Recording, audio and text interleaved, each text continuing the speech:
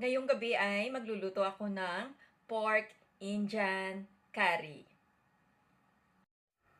So ngayon, ilalagay natin ang mga spices. So tulad nito, cumin seeds. Ayan siya, cumin seeds.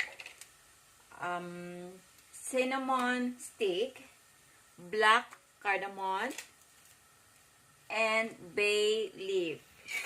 Ayan. And then, to be followed na yung sliced onion na gawin nating brown. Ganyan. Ayan, hintayin natin siya na mag-brown later.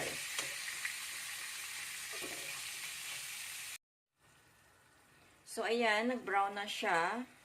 So, lagyan na natin ng masala. Coriander powder, salt, 1 teaspoonful heat, cumin powder, chili powder, ayan, 2 teaspoons, and the turmeric powder. Saka, lagyan ng water. Lagyan ng water, ihalo. Ganyan. Yun. Nagiging orange na siya.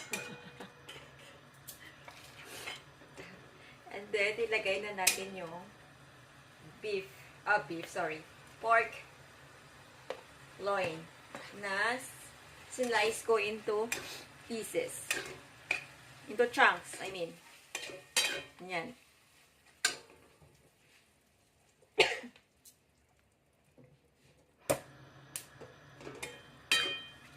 Tapos, itakpan na naman ulit siya hanggat sa magiging soft.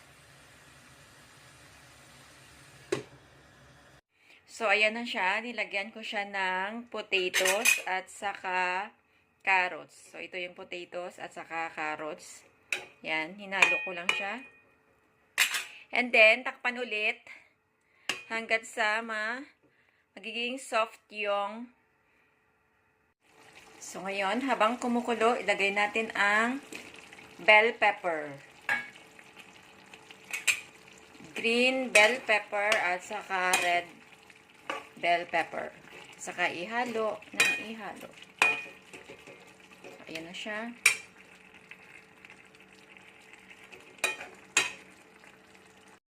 Ngayon ay isasalin ko siya sa pressure cooker para mabilis siyang magiging soft dito sa loob ng pressure cooker.